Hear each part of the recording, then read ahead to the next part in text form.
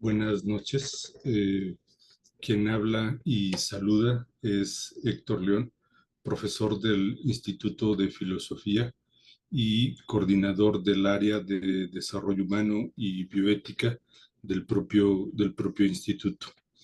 Les doy la bienvenida a esta quinta y última sesión de un ciclo de conferencias que hemos titulado Dilemas bioéticos contemporáneos en tiempos de incertidumbre. El día de hoy tenemos una invitada de lujo, la doctora Paulina Rivero Weber. El ejercicio que haremos el día de hoy supone un diálogo con ella a, a partir justamente de los temas, problemas que a ella le interesan en materia de bioética. Primero saludo a mi compañera docente, el doctor Edgar Madrid no podrá estar, mi compañera docente, la doctora Yolanda Pérez. Yoli, buenas noches. Buenas noches a la doctora Paulina y a los compañeros. Gracias, doctora, por estar aquí y bienvenida a nuestra comunidad. Y por supuesto, pues saludo y doy la bienvenida a este espacio, a esta comunidad académica, a la doctora Paulina Rivero Weber. Doctora, gracias, bienvenida. Está apagado su micrófono. Hola, ¿qué tal? Muy buenas noches. Bueno, antes que nada, yo quiero agradecer esta invitación con la cual me han honrado. Es un gusto para mí estar con ustedes y espero que les resulte interesante esta charla en torno a la bioética, la zoética y la urgencia en la que se encuentra en este momento nuestro planeta. Yo Me- quisiera, antes de comenzar a si, hablar de si bioética. me, si me deja presentarla, si me da unos minutos, la presento y, Ah, y hago una cla- introducción. ¿Me deja un segundo? claro que sí, como usted diga, por supuesto. Ok, gracias, doctora. Bueno, quisiera presentar la temática y la dinámica de la sesión. Seré ágil porque tendremos poco tiempo para este ejercicio. La conferencia, quinta y última conferencia de este ciclo, está titulada La urgencia de la bioética y la zoética en el mundo actual. Es importante decir que el título que ha propuesto la doctora Rivero Weber me ha provocado un montón de preguntas. En principio, eh, yo me hago preguntas como, por ejemplo, ¿qué significa hablar de urgencia de la bioética? ¿Qué nos puede aportar la bioética para los problemas globales y mundiales que enfrentamos? ¿Qué hace que la bioética sea urgente? Y cuando hablamos de bioética, me hago la pregunta si cualquier bioética, la urgencia de la bioética aplica para la bioética médica, solo para esa o para otras bioéticas como la bioética forense, incluso para otras tradiciones, para la bioética cristiana o la bioética comunitarista o personalista. ¿De qué estaríamos hablando? ¿De qué bioética se postula o nos propone la doctora Rivero pensar? La urgencia de la bioética aplica para todos los problemas globales, incluso para la guerra de Palestina o la desaparición forzada en México. Estas son como algunas cuestiones que me parecen respecto de la primera parte del título. En su libro, La introducción a la bioética, particularmente en el tercer capítulo titulado Los problemas más urgentes de la bioética, ella nos presenta un conjunto de temáticas que me hacen suponer una posible respuesta. En ese apartado, ella discute temas como la moral animal y la ética humana, el especismo y el cambio climático, la irrupción voluntaria del embarazo, la senectud y la eutanasia, incluso un tema relevante que discutimos hace 8 días con el maestro Ángel aquí presente, el tema de la discapacidad. Me pregunto si la urgencia de la bioética está en razón de atender esos problemas y al mismo tiempo también me cuestiono la urgencia de la bioética tendría que ver con un nuevo humanismo, con una crítica al antropocentrismo, al especismo, al racionalismo, incluso a la instrumentalización de la vida y, por qué no decirlo, a las lógicas capitalistas que producen asimetrías, que generan violencia, vulnerabilidad, vidas precarias. ¿Qué significa entonces hablar de urgencia de la bioética y qué la hace urgente? Y sobre la segunda cuestión del título, la segunda parte del título, la zoética en el mundo actual, ese resulta un tema aún más complicado.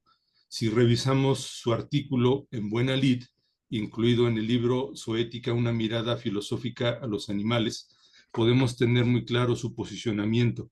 Ella reconoce que los animales son seres que piensan, seres sintientes, y que los humanos no estamos autorizados para infligir dolor y sufrimiento. Esta es la tesis central que comparte con otros autores.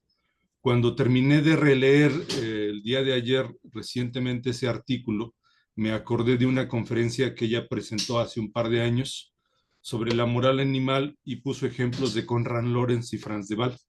En aquella ocasión terminé preguntándole su opinión sobre otras tradiciones. Ella me respondió con el ejemplo del budismo. Ahora yo le pregunto no solo sobre esa tradición, sino sobre la tradición, otras tradiciones. Por ejemplo, en los pueblos originarios de México y de América Latina, los animales son sujetos. No hay en ellos una visión racionalista y antropocentrada. ¿Por qué traigo este tema? Lo traigo este recuerdo porque la pregunta me sigue siendo pertinente, porque no alcanzo a ver que en Occidente podamos comprender la correlación existente entre el maltrato animal a los no humanos y el maltrato o la violencia entre humanos, la relación existente entre zoética y ecoética, entre derechos de los animales y derechos de la naturaleza. En ese sentido, me pregunto si nuestra ética, nuestra bioética, la zoética y la ecoética en Occidente no tendrían que repensarse, reformularse, por ejemplo, estableciendo puentes o diálogos, como lo sugirió en algún momento Potter, por ejemplo, en este caso con pueblos originarios, no solo tradiciones como la budista, sino incluso tradiciones como la africana, donde los animales son sujetos. Estas serían como algunas consideraciones que me plantea el título. Y si se me permite, voy rápido, aunque diría que la doctora Rivero Weber no necesita presentación, porque quienes estamos en el mundo de la bioética conocemos de su trabajo. La presentaré y procuraré ser rápido en esta presentación.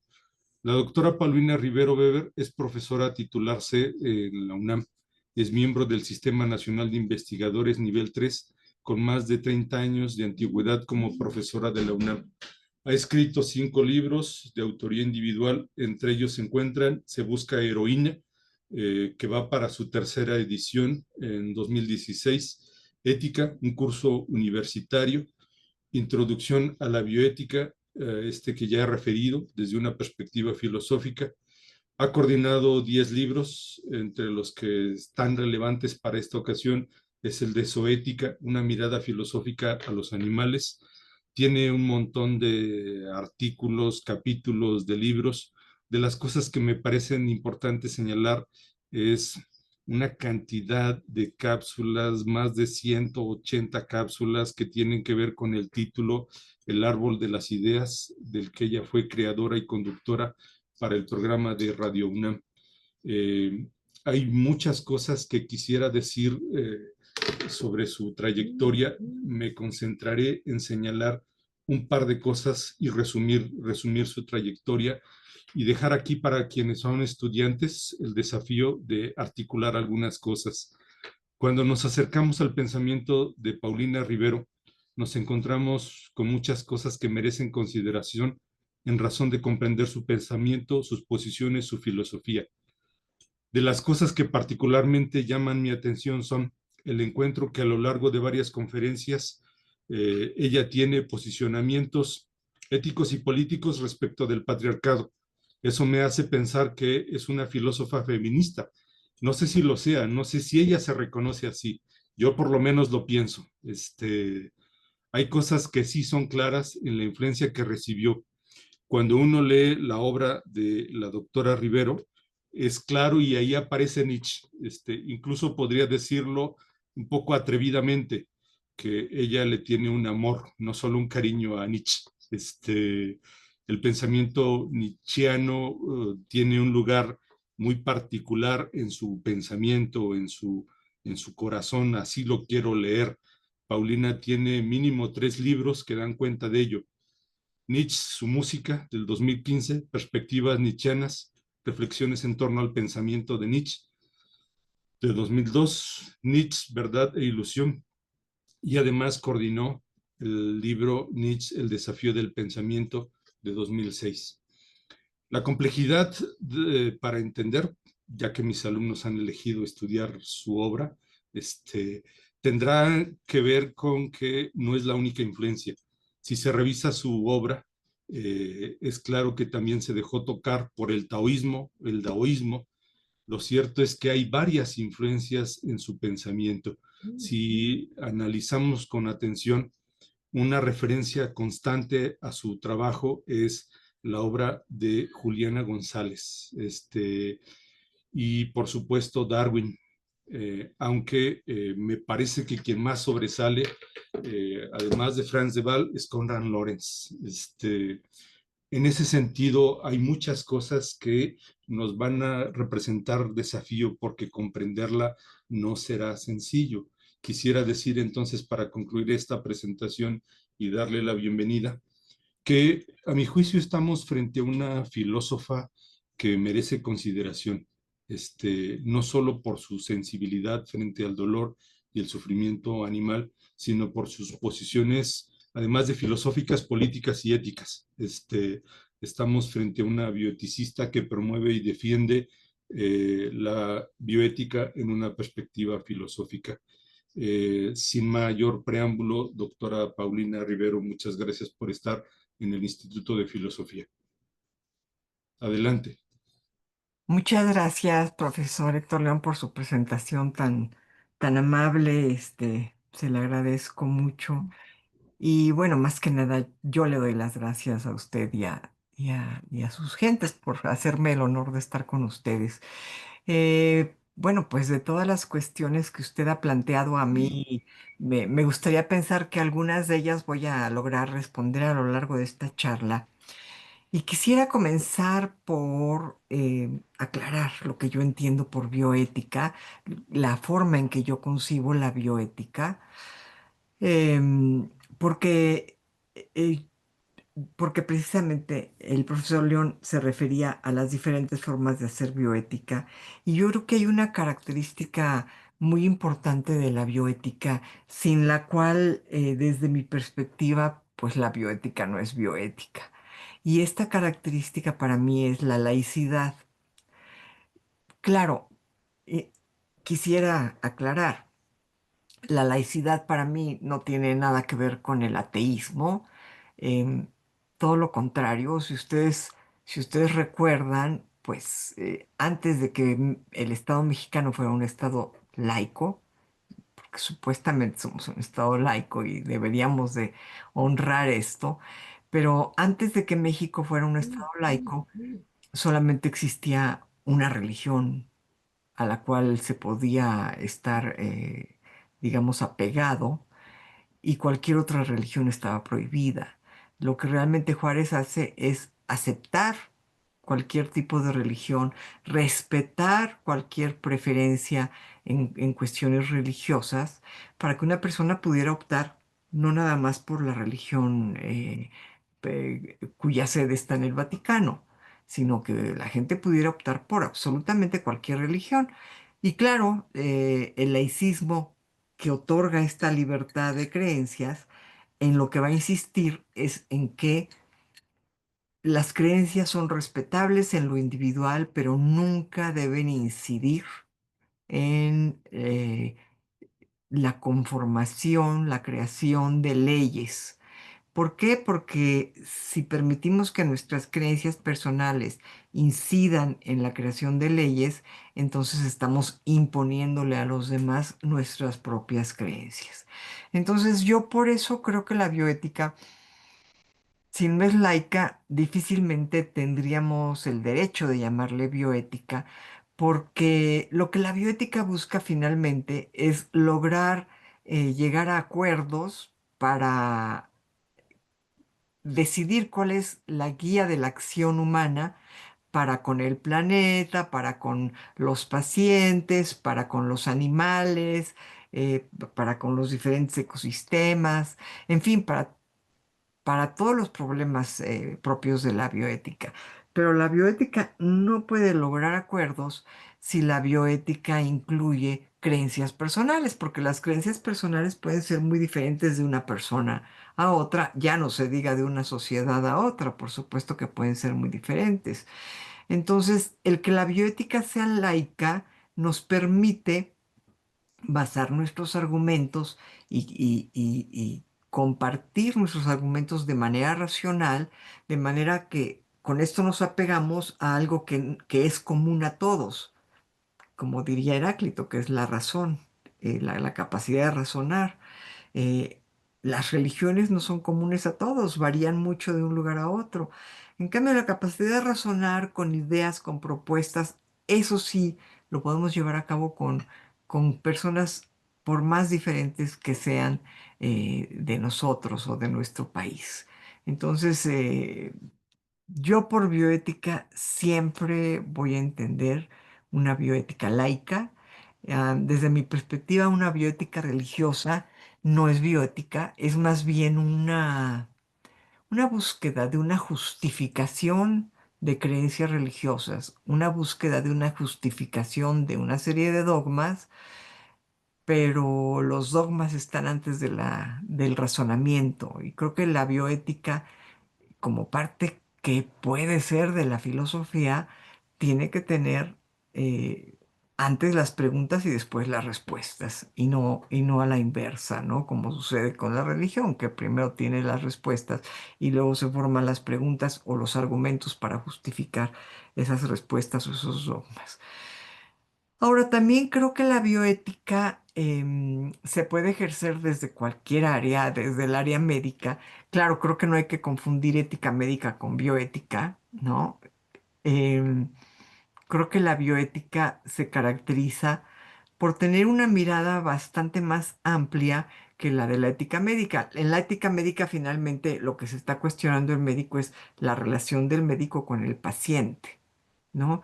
Que está atravesada, sí, por las relaciones económicas y políticas con las grandes farmacéuticas, por la encarnización de la labor del médico debido a la creciente tecnología, por muchos problemas.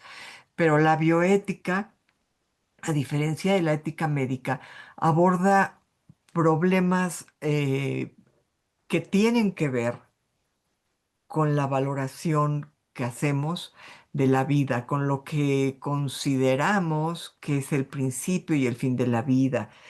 Y sobre todo, yo diría que la bioética, ya sea la bioética médica o la bioética desde la jurisprudencia, desde cualquier área, yo diría que la bioética se caracteriza por no cerrarse a una sola área, sino por tomar en cuenta, por mantener esta mirada abierta eh, y no centrarse ni en una sola área, ni siquiera en la filosofía. Esto es, em, creo que los filósofos tenemos la obligación de estudiar también biología, de estudiar también otras áreas del saber para las cuales la filosofía no nos ha preparado.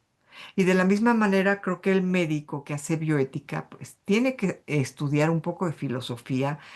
Y lo mismo, eso es, creo que desde cada área que hagamos la bioética, por eso digo que es una ciencia de fronteras, porque desde cada área que hagamos nosotros esta labor, vamos muy pronto a llegar a la frontera con otra área, por ejemplo, a la frontera con la jurisprudencia. Y no podemos hablar en el aire, tenemos que conocer cuáles son las leyes de nuestro país para poder proponer un cambio. Si no las conocemos, ¿cómo vamos a proponer un cambio? no podemos hablar en el aire respecto, por ejemplo, al aborto o a la muerte. Tenemos que echar un ojo, por supuesto, aquí ya no solo a la jurisprudencia, sino a la biología. O sea, si vamos a hablar del aborto, tenemos que tener claro cuáles son las fases del embrión, por qué después de ciertas semanas es factible o deseable y por qué después de X tiempo ya no es eh, tan deseable o tan saludable un aborto. Pero para todo esto, si vamos a argumentar desde la filosofía, pues tenemos que estudiar un poco de biología. Entonces, creo que la bioética también se caracteriza por eso, por ser una ciencia de fronteras. Ahora, desde mi perspectiva, claro que pues es mi perspectiva y en esto ya está viciado el argumento, pero desde mi perspectiva, la ciencia ideal o el saber ideal para poder hacer bioética es el saber propio de la filosofía. ¿Por qué? Pues porque la filosofía se ha entrenado desde siempre en tener esta perspectiva eh, holística, en tener esta perspectiva global, en tener esta perspectiva abierta que requiere la bioética. Entonces, yo quisiera hablar un poco de cómo nace la bioética para poder llegar entonces a cómo finalmente surge la zoética y cuál es su importancia. Y la bioética nace realmente en 1926. Y fíjense ustedes qué curioso, finalmente en este primer nacimiento de la bioética con el filósofo alemán que también era párroco, el filósofo y teólogo alemán Fritz Jarr, en 1926, Fritz Jarr crea la palabra bioética y escribe un artículo que es publicado en una revista muy importante de Alemania, una revista científica. Y desde el título, él crea esta palabra bioética como el saber que extiende la ética, dice él, a los animales y a las plantas. Entonces, fíjense ustedes cómo desde el primer nacimiento de la bioética ya está presente la zoética. Bueno, zoética viene de zoé, animal, y ética, ethos, ¿no? Entonces, lo que se cuestiona la zoética es la forma en que debemos de comportarnos los seres humanos con los animales. Pero ya desde 1926, en la primera aparición de la palabra bioética, la bioética está destinada a cuestionarse las relaciones de los seres humanos con las plantas y los animales. Y claro, con las plantas, porque entonces no se utilizaba la expresión ecosistema, ¿no? Pero realmente lo que Fritz Jarr quiere decir es cómo nos relacionamos con todas las plantas y con todo este medio ambiente en el que los animales viven y cómo nos relacionamos y cómo nos debemos relacionar con los animales. El artículo de Fritz Jarr, a pesar de ser publicado por esta revista que era sumamente exigente, pasó bastante desapercibido. Alemania en esos momentos, 1926, pues está en una situación sumamente difícil, estaba a punto de entrar en la Segunda Guerra y saliendo de la Primera, entonces pasa bastante desapercibido esta creación inicial de la bioética. Y aproximadamente medio siglo después, Potter, el científico norteamericano, se asume como creador de la bioética. No sabemos si realmente nunca leyó la obra de Potter y por eso se creyó el creador de la palabra, es lo más probable. Pero hay una gran coincidencia entre Harry Potter, que es que la bioética tiene como finalidad no, su finalidad no es pensar las relaciones entre los seres humanos. Eso lo hace la ética. Su finalidad es pensar las relaciones del ser humano con otros seres que no son humanos. Y Potter no dice animales y plantas como lo dice Jarr. Potter dice, la finalidad de la bioética es garantizar la sobrevivencia de la vida en el planeta. Entonces él va a hablar de la vida en su conjunto, él no va él no va a especificar qué quiere decir con vida, él asume que estamos entendiendo que nos referimos no solo a la vida humana, sino a la vida de los animales y de los ecosistemas. Entonces, este segundo nacimiento de la bioética tiene una cierta coincidencia con el primero, que es derrumbar el antropocentrismo. Sí, esto es, el antropocentrismo es esta creencia en que, o este asumir que el ser humano es el centro de todo, que el ser humano es el ser privilegiado, el mejor, por ser un ser racional y, y esta idea de buscar siempre la cualidad que nos hace únicos frente al animal, ¿no? En lugar de buscar las cualidades que nos hermanan con los animales, las cualidades que nos hacen similares a ellos, o incluso decir, bueno, somos lo que somos porque somos animales, somos seres que evolucionaron, como lo diría Darwin, ¿no? No, en lugar de esto, el antropocentrismo, en su vertiente religiosa, dice, bueno, somos el ser privilegiado porque somos creados a imagen y semejanza de Dios, ¿no? Y argumentenle a esa creencia, o sea, no hay forma de argumentar una creencia, ¿no? Por eso la bioética tiene que ser laica. Pero hay una vertiente laica de este antropocentrismo, que es, pues, somos seres superiores al resto de los animales porque somos racionales y porque podemos pensar y podemos dialogar y podemos crear ciencia y aplicarla a la técnica. Nietzsche, por ejemplo, consideraría que esta valoración de la razón como lo supremo y como lo que nos hace superiores es un error y es incluso una enfermedad. O sea, habría aspectos que estamos dejando de lado en esta valoración de la razón, que son aspectos como el instinto, la intuición, la sensibilidad. Y claro, es que esos aspectos los estamos relegando al resto de los animales, cuando realmente eso es lo que nos hace comprender que somos como somos porque de ahí venimos. O como diría Franz de Waal, cuando estudiamos a los animales podemos comprendernos mejor, porque somos un animal racional, pero somos un animal. Entonces, pues desde tiempos muy remotos nos hemos relacionado con los animales de múltiples maneras. Hemos tenido sociedades agrícolas, los animales han sido compañeros de trabajo, han sido alimentos, han sido vestimentas, han sido símbolos de poder, de espiritualidad. Entonces, las huellas de este vínculo del ser humano con los animales, bueno, pues aparecen en las cuevas rupestres, aparecen en mitos fundacionales, en prácticas rituales de muchas, muchas sociedades antiguas, incluyendo, por supuesto, los pueblos indígenas de nuestro continente.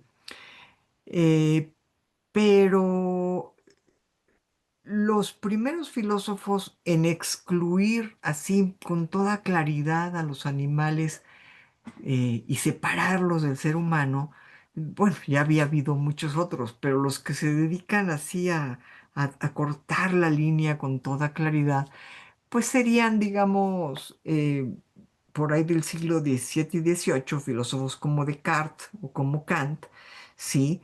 eh, para Descartes los animales eran máquinas, máquinas biológicas, pero máquinas. Y para Kant, pues los animales serían seres sin racionalidad moral, lo cual ya legitima al ser humano por encima del animal, ¿no?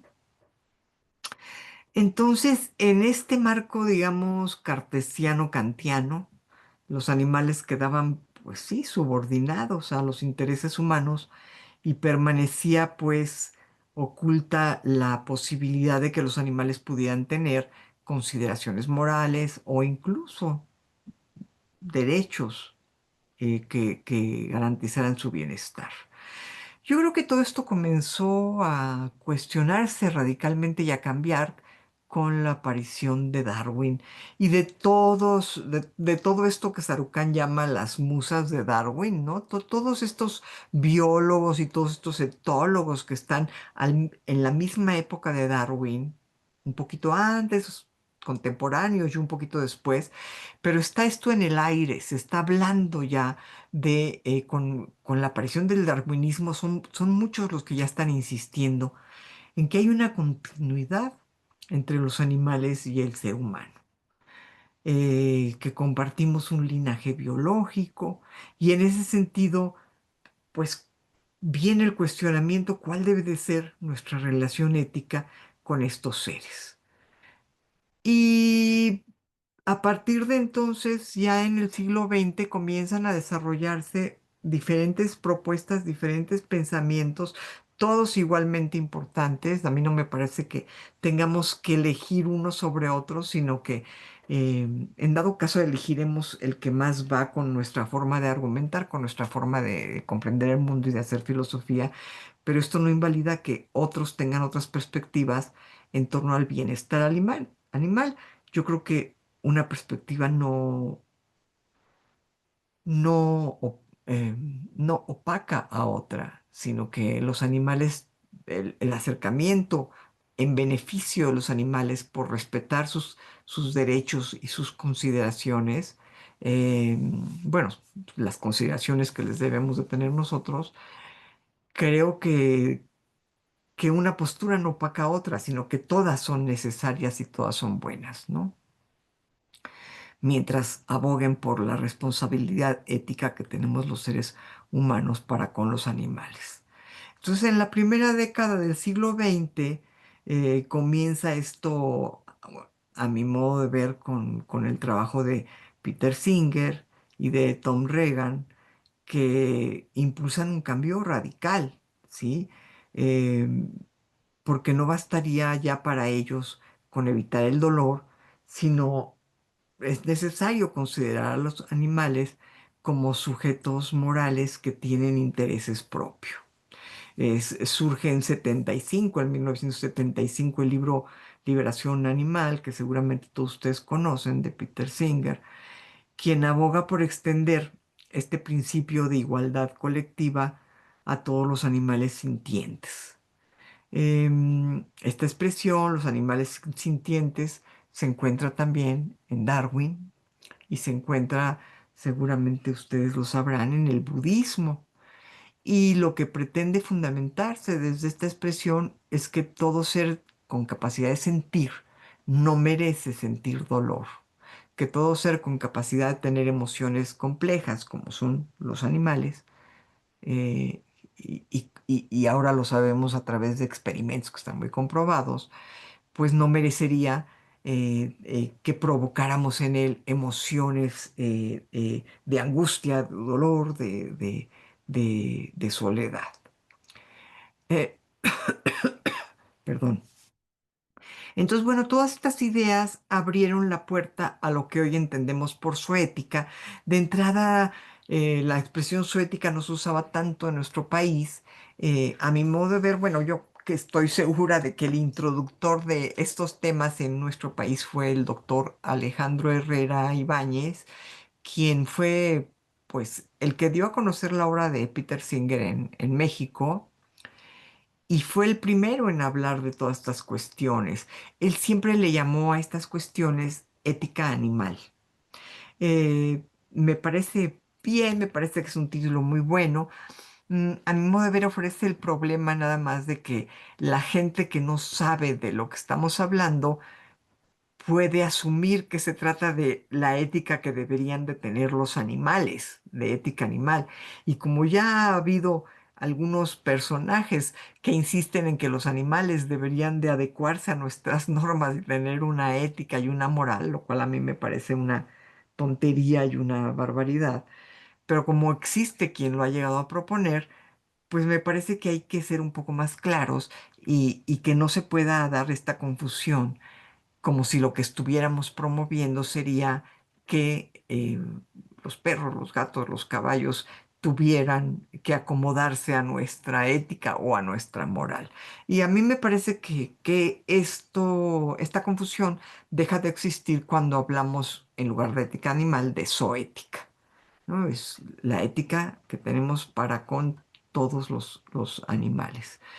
De cualquier manera, pues insisto, me parece muy respetable quien quiera llamarle de esta forma, y en particular me parece más que respetable todo el trabajo que llevó a cabo Alejandro Herrera, quien, como les decía yo, pues abre las puertas de la zoética a la filosofía en nuestro país. Es el primero en realmente introducir este tema en nuestro país. Ahora, en el mundo contemporáneo, la zoética se ha diversificado mucho y ha adoptado múltiples instrumentos, eh, desde directrices internacionales sobre la experimentación, que lamentablemente no se terminan de estandarizar en todas partes del mundo, pero ha habido códigos de ética, pues para zoológicos, para acuarios, y afortunadamente cada vez más son los zoológicos que desaparecen, los acuarios que quedan prohibidos. Y bueno, la zoética abarca desde las normativas para la ganadería industrial hasta los tratados de fauna silvestre, hasta la lucha por la extinción de la ganadería industrial, ¿no? Entonces, creo que la finalidad de toda zoética es el reconocimiento del valor intrínseco que tiene la vida de cada animal.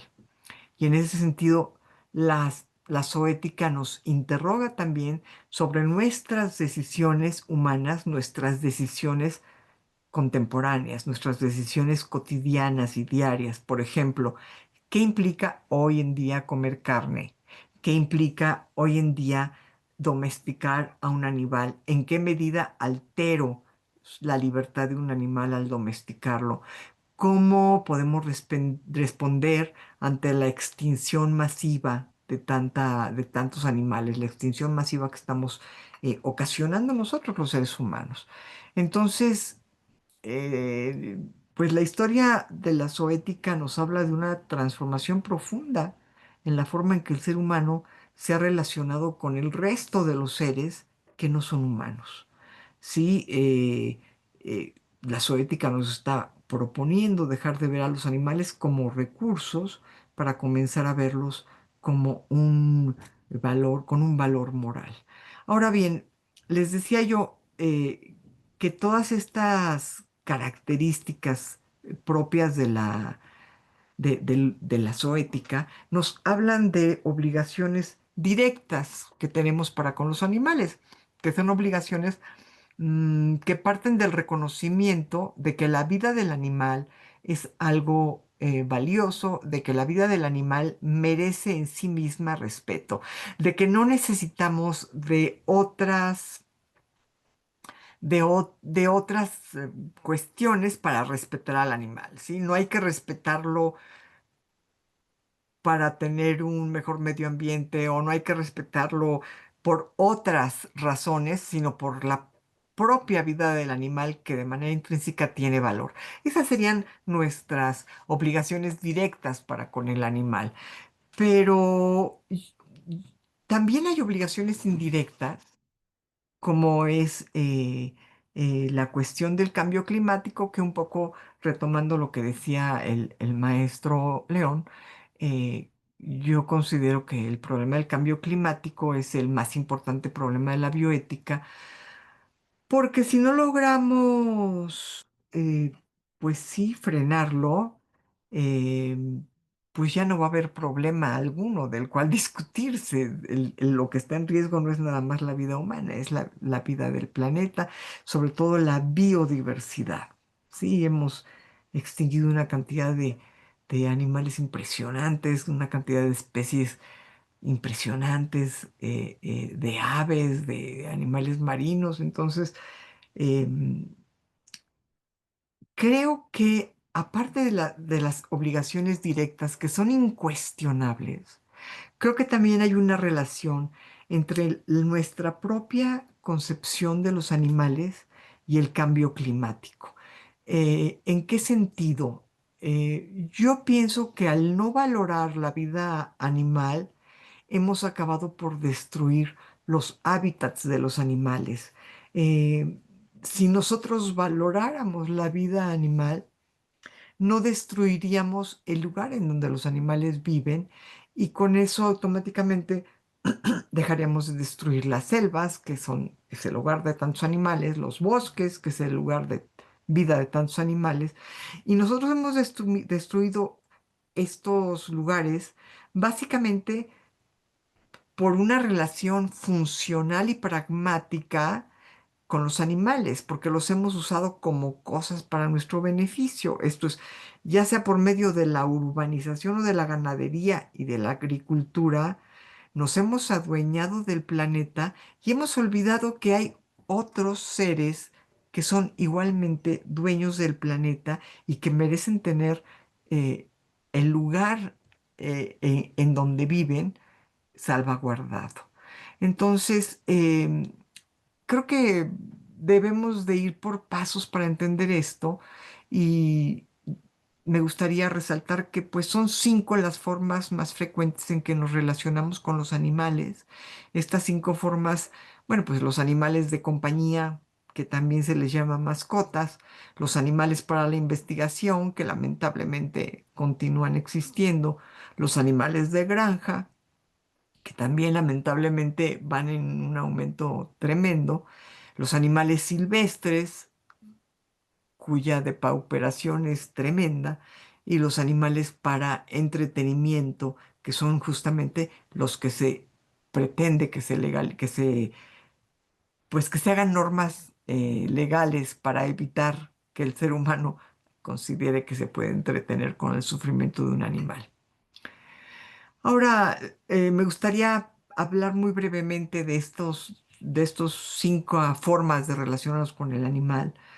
Creo que eso que hemos llamado mascotas, podríamos mejor llamarle un animal de compañía, un animal compañero, y creo que todas las personas que tienen este tipo de tendencia a convivir en casa con los animales, pues número uno, tienen que convivir en verdad en casa y no en una azotehuela, ¿no? Esto es, tienen que tener respeto, empatía, dignidad, higiene y salud. Serían las 5 características básicas que merece un animal que es tomado como un compañero en casa.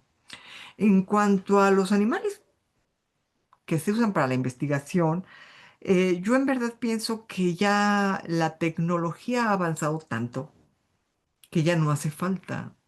Es absurdo seguir investigando con animales. Aquí en la UNAM eran famosos los experimentos con conejos en la Facultad de Medicina. Los estudiantes aprendían a suturar, abriendo y cerrando a los pobres conejos y ahora las cosas han cambiado. Ahora se les entrega a los estudiantes 1 metro cuadrado de piel sintética, que es bastante más parecida a la piel humana que la piel del conejo, que es muy diferente a la piel humana. Y el estudiante aprende a coser la piel humana en ese 1 metro cuadrado de piel sintética, que le da para aprender muchas más, para repetir muchas más veces una puntada y para hacer diferentes tipos de puntadas para coser la piel humana. Bueno, así como hay piel sintética, también hay modelos sintéticos que se pueden usar en el aprendizaje. Ya existen, por ejemplo, neonatos sintéticos que presentan hipoxia, que presentan diferentes tipos de enfermedades. El alumno tiene que diagnosticarlos.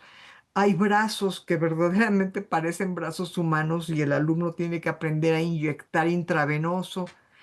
De hecho, hay un modelo que si el alumno rompe la vena le da un toque, ¿no? Para que se dé cuenta que acaba de romperle la vena al paciente, pero todo es plastificado. A eso agreguemos, pues caray, todos los avances de la tecnología, el cultivo de células. eh, Recientemente en una exposición me tocó ver la realidad virtual y lo que han logrado para el estudiante de medicina o para el veterinario. Ustedes pueden ver un cuerpo humano por dentro, un cuerpo humano del tamaño de un ser humano, o pueden elegir el corazón y meterse al corazón y ver cómo se abren y se cierran las válvulas. Esto es la realidad virtual, está todo lo que da. De hecho, en la Facultad de Veterinaria, un director de la Facultad de Veterinaria me dijo a mí que habían diagnosticado que los chicos aprenden mejor con realidad virtual que con experimentando con animales. Aprenden mejor de manera virtual. Entonces, caray, creo que los animales para la investigación ya no se justifican. A eso agreguemos que el doctor Jesús Mosterín llegó a considerar que los experimentos en las universidades, si no se duplicaran de manera innecesaria, se reducirían al 4%. O sea, 96% de los experimentos con animales no son necesarios. Los llevan a cabo solamente para ponerse la estrellita de que acá también lo comprobamos y acá también, yo también hice el experimento porque soy un investigador muy laureado, ¿no? Pero si ya una universidad lo llevó a cabo y está comprobado, ¿cuál es la necesidad de repetirlo? Mosterín insistía en que el 96% de estos experimentos no tendría que llevarse a cabo. Y bueno, y el 4% restante, con la tecnología que hoy tenemos, pues tampoco tendría ninguna necesidad. Y quizá lo peor llega si hablamos de los animales en la industria cárnica. Los animales en la industria cárnica, pues la vida de un animal eh, en un rastro o en una granja preparándose para ir a un rastro, pues es terrible. Bashevis Singer, que era judío y sabía lo que había sido un campo de concentración, sabía perfectamente lo que había sido un campo de concentración, decía que la vida de los animales en granja era un eterno campo de concentración, un eterno Treblinka, que fue uno de los peores campos de concentración y de exterminio. Ahorita voy a ir a ahondar un poco en este tema. En cuanto a los animales silvestres, pues lamentablemente se ha invertido de una forma radical el número de seres humanos y de animales destinados a la alimentación humana con respecto a la vida silvestre. Se ha invertido, la vida silvestre que queda es muy poca. Por ahí Harari dice que originalmente el ser humano conformaba junto con sus animales de compañía y demás alrededor del 4% de la vida, de la biomasa en el planeta, y el 96% restante era la vida silvestre. Y Harari dice que se ha invertido esta relación, que ahora el 96% somos los seres humanos y los animales que nos comemos, y queda el 4% de la biomasa en estado silvestre. Esto es algo terrible, son números que asustan a cualquiera. Y bueno, finalmente habíamos dicho pues que eran 5 las formas de relacionarnos con los animales. La última de la que no he hablado es los animales como animales de entretenimiento. Y bueno, caray, pues ahí sí yo nada más diría, entretenerse con el sufrimiento de un ser sensible es la peor educación que le podemos dar a una persona. ¿Sí? Los animales encarcelados, torturados, tratados peor que cualquier delincuente, pues no son precisamente algo digno de verse, y enseñarle a nuestros niños, a nuestros adolescentes, que eso es motivo de diversión, bueno, me parece que es la peor educación que les podemos dar. Entonces, vuelvo a lo que estaba diciendo. Las obligaciones directas que tenemos para con estos animales me parecen incuestionables. Me parece que en efecto, el solo hecho de existir como un animal lo hace digno de respeto. Pero me parece que hay una obligación indirecta que es muy importante. Vuelvo a insistir, estos dos tipos de obligaciones son tan necesarios el uno como el otro, pero las obligaciones indirectas, dentro de las obligaciones indirectas, me parece que la fundamental es la que atañe al cambio climático. Si no cambiamos la forma de relacionarnos con los animales, vamos a enfrentar una catástrofe planetaria. El uso de tierra en la agricultura, sí, por ejemplo, el, el, el uso de tierra por kilo de un producto para consumo humano, bueno, un kilo de carne requiere alrededor de 300 más, un poco más, pero cerrémoslo en 370 metros cuadrados. Un kilo de carne, 370 metros cuadrados, porque es lo que se va a sembrar en la superficie para que el animal pueda comer.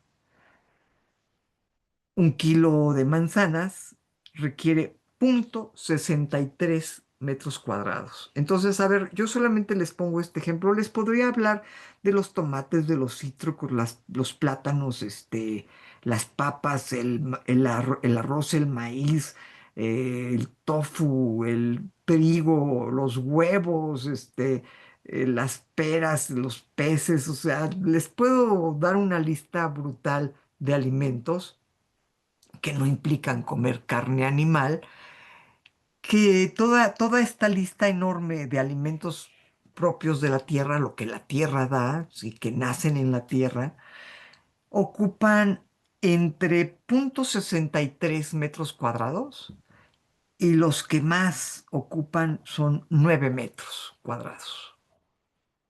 Entonces yo les pido que piensen la diferencia de un kilo de cualquier fruta, un kilo de cualquier verdura contra un kilo de carne. Bueno, la diferencia es, hagamos una media entre 0,63 y 9 metros. Digamos que la media es 5. 5 metros contra 370 metros cuadrados. 5 contra 370. Bueno, yo creo que esta sería razón suficiente para no consumir carne. Pero no solo eso, el agua. El agua en la ganadería es un verdadero escándalo. Producir café, y estamos hablando de agua por kilo de comida, ¿sí? Un kilo de café, otra vez un kilo de plátanos, un kilo de de vegetales, perdón, de cítricos, de fruta en general, requiere alrededor de em, 337 litros en el total para llegar al final. Mientras que queso, carne, carne ya sea de puerco o de vaca, requieren alrededor de 180,000 litros de agua. 180,000, y hablamos de un kilo. Y claro, es que tenemos que pensar que todas estas cifras que yo las he sacado de una página que se llama Our World in Data de la Universidad de Oxford, es Nuestro Mundo en Datos, ¿no? Alguien me dijo que ya está en español, yo no estoy segura de esto, pero si ustedes ponen en Google Nuestro Mundo en Datos, Universidad de Oxford, los va a redireccionar a la página de Nuestro Mundo en Datos, Our World in Data, y si ahí le ponen impacto de la comida en la agricultura, les van a salir todas estas tablas que muestran todos estos números de los que yo les estoy hablando. Entonces, claro, el agua se refiere, la brutalidad de litros de agua que se necesita para producir un kilo de carne, está abarcando no solamente el agua que come el animal, sino toda el agua que se requirió para alimentarlo. Entonces, si ustedes entran a esta página, se van a dar cuenta, hay gráficas, hay varias gráficas, pero la gráfica que muestra la forma en que se está gastando el agua en el mundo, yo les aseguro que si ustedes lo ven, dejan de comer carne, porque es es grotesca la forma en que se está gastando el agua en el mundo. Eh, Aquí la tengo. em, los impactos ambientales de la comida y de la agricultura, eh, pues no, nuevamente quien se lleva, pero por mucho, el premio de la huella ecológica más grande, si la medimos en un porcentaje, la Universidad de Oxford lo que nos dice es que los gases de efecto invernaderos producen el 26%, es producido el 26% por la agricultura y la ganadería, el 26%. El uso de la tierra, o sea, la depauperación de selvas y de bosques, el 50% se debe nuevamente a la comida destinada al ser humano. El uso del agua limpia, del agua que podemos usar, eh, el 70% se lo lleva la cría de ganado para consumo humano, el 70%. El resto está en la industria y en las casas. Y la contaminación del agua, la contaminación de los ríos, la contaminación de los mares, el 78% se debe a la industria ganadera, ¿sí? Al consumo humano de animales. Y bueno, eh, Doctora, perdón que la interrumpa, pero me dijo que teníamos hasta las 8 y estamos y estamos a un par con de el minutos. tiempo, Usted con el dígame tiempo. si quiere continuar, si tenemos tiempo o quiere que vayamos cerrando. Mire, yo la verdad es que estoy ya terminando, Ok, adelante, adelante. ¿sí? Entonces, bueno, nada más decirles que entonces, ¿a dónde voy con todo esto? ¿A dónde voy con todo esto? Desde la zoética no podemos dejar de estudiar el impacto que ha tenido nuestro trato con los animales en el medio ambiente. Y el impacto que ha tenido nuestro trato con los animales en el medio ambiente es devastador. Entonces, para arreglar el medio ambiente, ayudaría mucho si nosotros nos relacionáramos con los animales de una manera diferente, si dejáramos de ocuparlos para comer, si dejáramos de ocuparnos para vestirnos. Hay muchas otras opciones tanto para comer como para vestirnos. Entonces, si nos relacionáramos con los animales de otra manera, esto daría un impulso tremendo, un impulso maravilloso en la recuperación del planeta. Y claro, no usar los animales ni usar productos dañinos para el planeta, no asistir a espectáculos que impliquen crueldad para con los animales y sobre todo votar por gobernadores que tengan conciencia ecológica, es usar nuestra fuerza como consumidores, es usar nuestra fuerza como ciudadanos. Y yo creo que, y con esto termino, que una nueva valoración de la vida animal en verdad puede conducir a salvar el planeta. Em, y no nada más por esto que pone de frente la película Cowspiracy, que es muy importante sin lugar a dudas, sino por todo esto que hemos estado hablando. Em, y creo que hay muchos filósofos que han insistido en revalorar las características, los aspectos que no son racionales, que no son exclusivamente racionales. Y la revaloración de estos otros aspectos que no son exclusivamente racionales, como la intuición, como la sensibilidad, como el instinto, creo que es lo que nos puede llevar también a revalorar la vida animal. ¿Sí? Y Nietzsche se encuentra entre estos filósofos, ya eso sería tema de otra plática que si quieren con mucho gusto otro día lo podemos ver, pero Pero bueno, mi idea era hablarles de la bioética, de la zoética y de la relación de la zoética con la bioética y de la relación de los animales con el medio ambiente y la sanación, la posibilidad de sanar nuestro medio ambiente. Muchas gracias, doctora Paulina. Hay un planteamiento interesante, justo como concluye, que hace la conexión entre estos temas. Dígame si tenemos unos minutos para unas rondas de preguntas para poder dialogar con usted.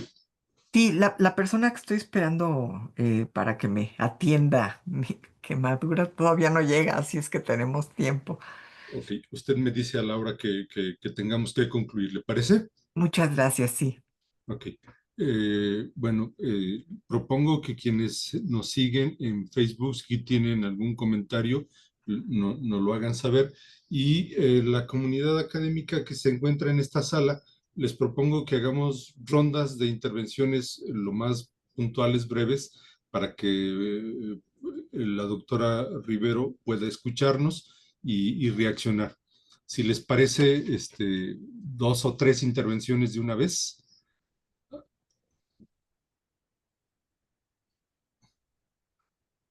Anímense de una vez. Adelante, Yoli.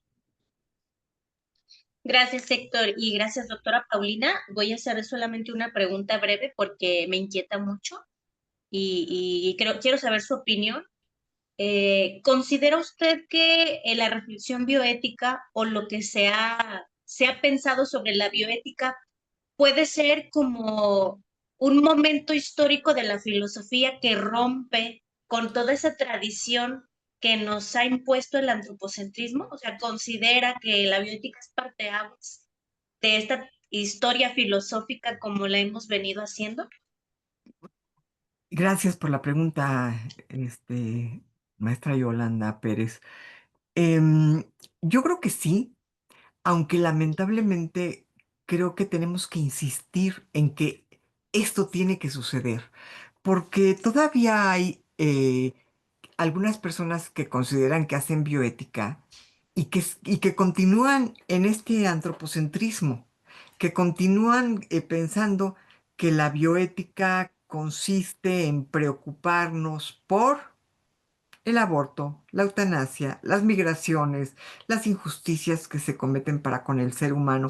Y sí, la bioética es todo eso, pero es mucho más que eso. No podemos limitar a la bioética a las relaciones con los demás seres humanos, porque entonces la pregunta es, bueno, pues eso no lo puede hacer la ética. Pues por supuesto que lo puede hacer la ética. O sea, la bioética surge como un afán de este ámbito que protegía o que se cuestionaba por los valores únicamente humanos, se ensanche, ¿no? Y abarque también los animales e incluso los ecosistemas y el planeta en su conjunto. Entonces, quien hace bioética y no sale de los temas humanos, yo creo que no ha salido del antropocentrismo. Y, y sí creo que la bioética puede ser, como usted dice, un gran parteaguas en la historia de la filosofía que rompa, como dice usted, con el antropocentrismo, pero que tenemos que lograrlo los que hacemos bioética. Tenemos que insistir en que esto debe de ocurrir, porque de otra manera, pues, habrá quien siga haciendo bioética pensando que es casi, casi ética médica. Y esto no es así. No sé si respondí su pregunta. Gracias, doctora. Sí, sí, sí, muchas gracias. Muchas gracias. Gracias, Yoli. Ahora vamos con Flor. Adelante. Gracias, Héctor. Doctora Paulina, pues muchas gracias.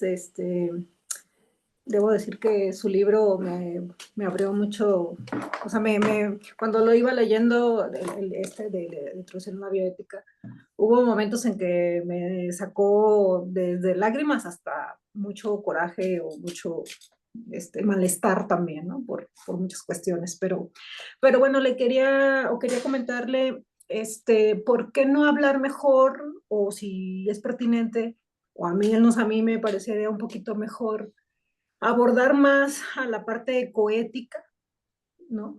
En el sentido de no dejar también a las plantas, por ejemplo, ¿no? A los ecosistemas, porque pues igual, o sea, animales sin los ecosistemas, sin las plantas, o qué opinas si, o sea, me llama un poquito la atención que a veces ni siquiera se nombra la ecoética, ¿no? Entonces nos vamos poniéndole nombrecitos más pequeños a la bioética y entonces no sé o qué considera respecto a esto. Sí, yo estaría muy de acuerdo con usted. Yo estaría muy de acuerdo con usted. Em, en lo personal, me inquieta la zoética. Pienso que es muy importante ampliar nuestra perspectiva al resto de los animales que no son seres humanos, el resto de todos los animales. Pero creo que tiene usted toda la razón que no debemos de quedarnos ahí y que tenemos que llegar, sí, a una ecoética, eh, que finalmente era lo que pretendía Fritz Jarr en 1926, Exacto. ¿no? O Ujú. sea, hablar de animales y plantas, él dice plantas, pues seguramente no existía entonces el vocablo ecoética ni el vocablo los ecosistemas o los hábitats, pero pues las plantas es finalmente, bueno, y podemos ir todavía un poco más allá de las plantas, ¿no? Si tomamos en serio lo que usted está diciendo, pues podemos ir más allá de las plantas. O sea, Sí. porque en una ecoética, como usted la propone, eh, tendría que tomar en cuenta también aquellos entes que no Ujú. están vivos, pero que sostienen la vida, como son los ríos, los mares, el aire, la tierra, ¿no? La tierra que está, no me refiero al planeta, sino a la Estos tierra. microbiomas, ¿Mm? ¿no? Los microbiomas, hasta nosotros Exactamente, mismos, ¿no? Entonces, por eso es como exactamente, una... Sí. exactamente. Entonces, Ujú. sí, la respuesta es que sí, que tenemos que hacerlo. Yo la verdad no he emprendido el camino de intentar hacer un libro sobre ecoética, ¿no? Pues Pero ahorita que lo dice usted, pues sería muy yo creo interesante. que No, sí, yo pensando en todo lo simbionte que prácticamente nosotros los humanos no podríamos vivir sin toda la microbiota que nos conforma, ¿no? Entonces claro. me gusta más esta idea. Y bueno, ya nada más para darle chance a mis compañeros, ¿qué faltaría para en el derecho, en las leyes, o más bien, no en las leyes, más bien justamente en el derecho, incluir a la ecoética o a la bioética, o sea, como que se tomara en cuenta a la bioética en general? ¿Qué faltaría en la parte del derecho? Híjole, pues yo, yo lo que veo es que en países un poco más avanzados se incluye la bioética, no sé si con el nombre, pero se incluye desde kinder, primaria, secundaria, ¿no? Y yo creo que, pues es una maravilla que nuestro país tenga educación gratuita.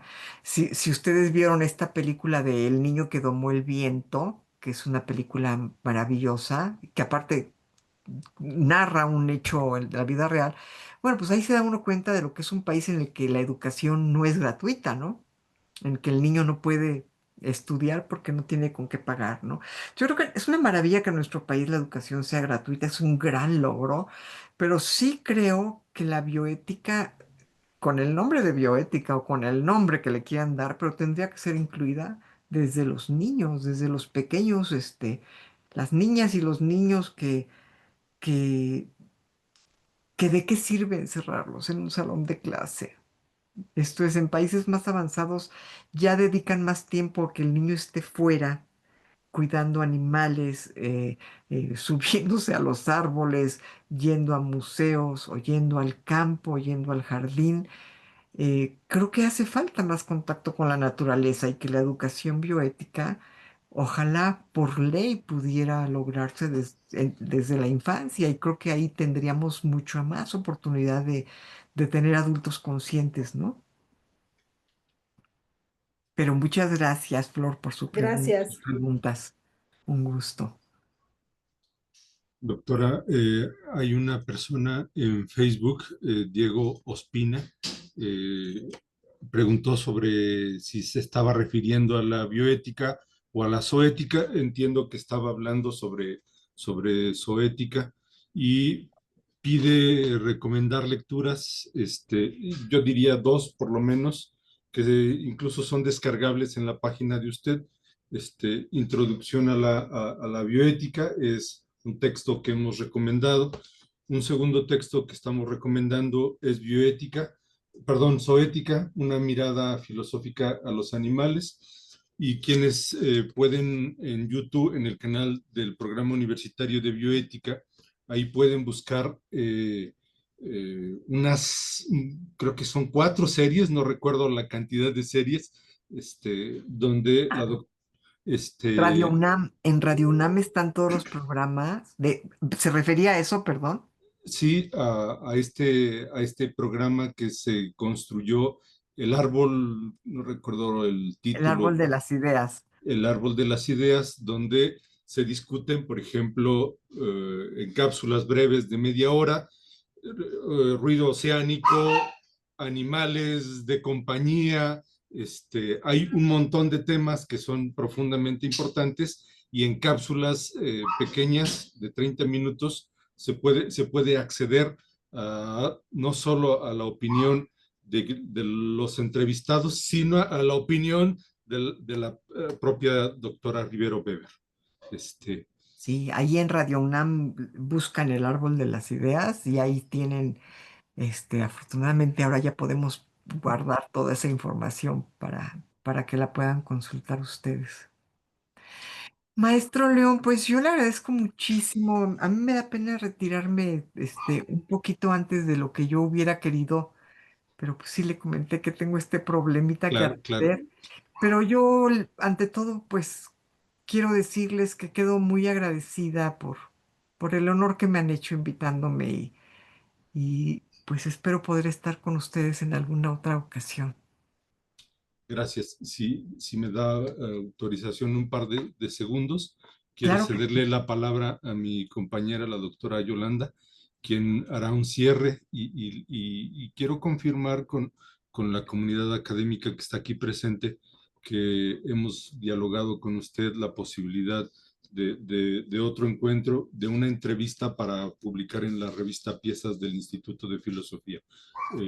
Para sí. cerrar, entonces, le cedo la palabra a mi colega, la doctora Yolanda. Muchas gracias. Gracias, Héctor. Y de nuevo, gracias, doctora, para hacer un cierre muy rápido y no quitarle más de su tiempo. Quiero comentarle a la comunidad que el tema que se revisó hoy fue el de urgencia de la bioética y zoética y que muy puntual debemos reconocer estos aspectos que usted nos dice sobre que la bioética, para ser bioética, tiene que ser laica y no en el sentido religioso, sino el de evitar las creencias, porque no se puede hacer bioética bajo la perspectiva de las creencias personales, porque la bioética vendría a ser para usted esos acuerdos para decidir sobre la guía de la acción humana para los problemas y sobre todo los problemas relacionados con ecosistemas y biodiversidad. Entonces, los bioeticistas tenemos obligaciones directas e indirectas, pero al final obligaciones. Y creo que lo central que usted nos propone, doctora, es que la reflexión bioética pues nos abre la puerta al pensar la vida en general. Y eso es tan relevante porque logra romper con el antropocentrismo y para que verdaderamente logremos un pensar que tome distancia del antropocentrismo, tendríamos que incluir a la zoética, a la ecoética, y pues ello generaría un horizonte totalizante para pensar la vida no solo de los hombres, de los humanos, sino de la vida en general. Y con esto cierro, pero también voy a partir mi pantalla. Y Héctor, ¿me ayudas? Porque solo el anfitrión puede compartir aquí, porque el Instituto de Filosofía le quiere agradecer con una constancia que quiero que usted pueda ver. Y con esto vamos a cerrar. Permítame. No, Héctor, sigo sin poder, Sí puedes, ya eres anfitrión. A ver.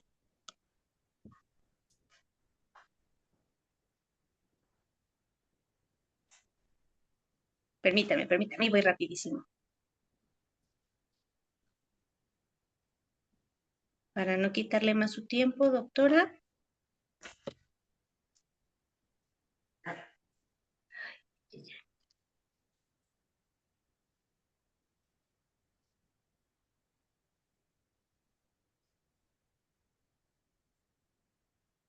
No, ¿sabes qué, Héctor? No, no puedo. A ver, ¿quieres que lo, A ver, ¿ahí ya la pueden ver? no, Yoli, todavía Ah, no ok, es que podemos. yo sí la veo, pero la voy leyendo en lo que me ayudas a ponerla, Héctor.